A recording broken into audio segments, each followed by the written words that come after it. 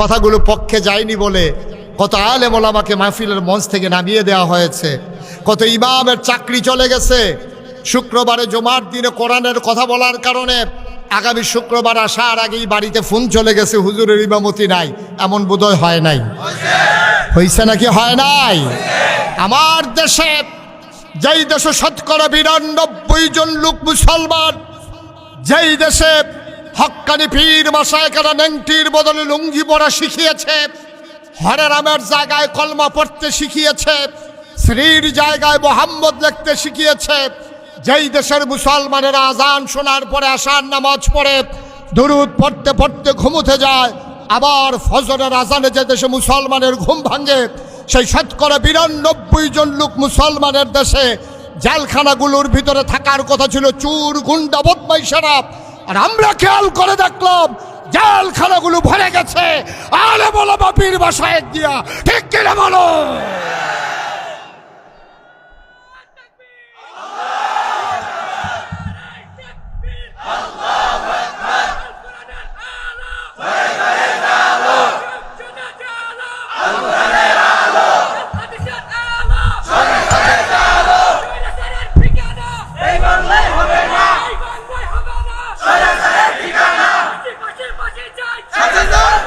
সবাই পড়েন আমিন, জোরে পড়েন আমিন। এটাই হচ্ছে বাস্তবতা, এটাই হচ্ছে বাস্তবতা। এই বাংলাদেশে কত মানুষকে নির্যাতন করা হয়েছে, নিপীড়ন করা হয়েছে, কোরআনের কথাগুলো মুক্ত জমিনে এইভাবে বলতে দেওয়া হয় নাই। ঠিক কিনা বলেন? তো এই আয়াত যখন নাজিল হয়ে গেল, কথা মনে আছে তো নাকি? ১,৫০০ বছর আগে সেই জুমার দিনে, ইয়াউমুল আরাফার দিনে যখন আয়াত নাজিল হলো, আল ইয়াউমা আকমালতু লাকুম দীনাকুম ওয়া আতমামতু আলাইকুম নি'মাতি ওয়া রাদিতু লাকুমুল ইসলাম দীনা। এই আয়াত যখন সাহাবায়ে কেরাম শুনলেন, যারা পণ্ডিত সাহাবা ছিলেন, যারা জ্ঞানী বিচক্ষণ সাহাবা ছিলেন, তারা অঝরে কাঁদতে শুরু করলেন। তারা বুঝে ফেলেছেন দিন যেহেতু পরিপূর্ণ, নিয়ামত যেহেতু যথেষ্ট, আর দিন যেহেতু আমাদের জন্য পরিপূর্ণ দিন হচ্ছে ইসলাম, তাইলে বোঝা গেল নবী বোধহয় আর আমাদের মাঝে বেশি দিন থাকবেন না। দায়িত্ব যখন সমাপ্তির পথে, দায়িত্ব যখন পালন করা হয়ে গেছে, বোঝা গেল আর সময় বেশি নাই। আর যেহেতু বোঝা হলো আল ইয়াউমা আকমালতু লাকুম দীনাকুম, তোমাদের দিন পরিপূর্ণ করে দেওয়া হয়েছে, তাইলে বুঝতে হবে দিন যেহেতু পরিপূর্ণ, ভবিষ্যতে নবী আর রাসূলের কোনো দরকার নাই। ঠিক কিনা? প্রমাণ হয়ে গেল তিনিই শেষ নবী, তারপরে আর নবী। সুবহানাল্লাহ বলবেন না? আমরা যারা আহলুস সুন্নাত ওয়াল জামাত, আমাদের আকীদা হচ্ছে যে আমরা বিশ্বাস করি নবীর পরে আর নবী নাই। এ ব্যাপারে আমরা সবাই একমত। কেউ যদি মনে করে এই নবীর পরে আরো নবী আছে, তাহলে সে ইমানদার না বেঈমান? মুসলমান না কাফের?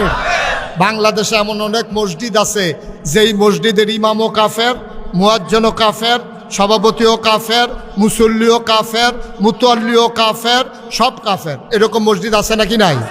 এই মসজিদ হলো কাদিয়ানীদের মসজিদ। এখানে ইমামও কাফের, এখানে মুয়াজ্জিনও কাফের, মুতাল্লি, কমিটি, মুসল্লি সব কাফের। যেহেতু তারা আমার নবীকে শেষ নবী মানে না, তাইলে আমার নবীর অন্যতম একটা উপাধি হচ্ছে উনি হচ্ছেন খাতামুন নবিয়্যিন। এই ব্যাপারে আমরা সবাই একমত হয়ে গেলাম। আমরা কি এটার দলিল পেয়ে গেলাম? ইনশাআল্লাহ। আল্লাহ যেন কবুল করে, সবাই কোনা আমিন। আমার নবীর আরেকটা উপাধি, তিনি রাহমাতুল লিল আলামিন। প্রমাণ খুঁজে বের করতে হবে তিনি যে রহমত। আল্লাহ তাবারক ওয়া তাআলা জানিয়ে দিলেন, ও লক্ষ্মীপুরের মানুষ মন দিয়ে শুনো, আমি আল্লাহর ব্যাপারে তোমাদের কি ধারণা একটু বলে দাও দেখি। আমরা বলি নতুন করে কেন বলতে হবে? 5 ওয়াক্ত নামাজে প্রতি রাকাতে আমরা তো সুন্দর করে শুরুতেই জানিয়ে দেই আলহামদুলিল্লাহি রাব্বিল আলামিন।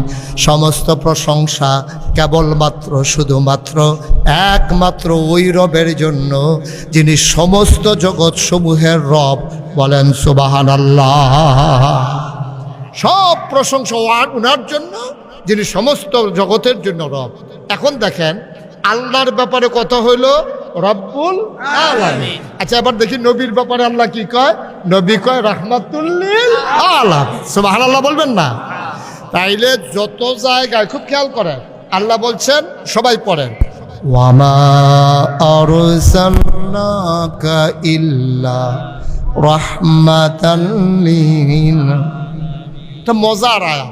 আপনি মন দিয়ে যখন শেষ রাতে উঠে একাকী তাহাজ্জুদ পড়ে একেবারে চুপি চুপি মজা করে যখন এই আয়াতটা পড়বেন, আপনি ইচ্ছে করলে কান্না লাগবে না, চোখ দিয়ে এমনি পানি চলে আসবে।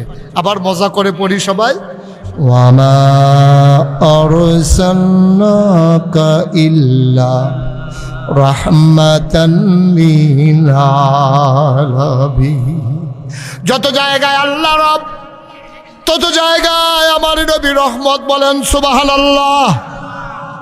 আমার নবী এমন একটা জায়গা নাই যেই জায়গায় আল্লাহ রব অথচ নবীজি রহমত না। নবী শুধু মানুষের জন্য রহমত না, সমস্ত মাখলুকাত আর তিনি সমস্ত জগৎ সমূহের জন্য তিনি হইলেন রহমত। কোরআনুল কারীম আরো মজা করে আল্লাহ বলে দিলেন, ফাবিমা রাহমাতিম মিনাল্লাহ। সুবহানাল্লাহ সুবহানাল্লাহ। فبما رحمة من الله لنت لهم ولو كنت فظا غليظ القلب لانفضوا من حولك فاعف عنهم واستغفر لهم وشاورهم في الأمر فإذا عزمت فتوكل على الله إن الله يحب المتوكلين। সুবহানাল্লাহ বলবেন না?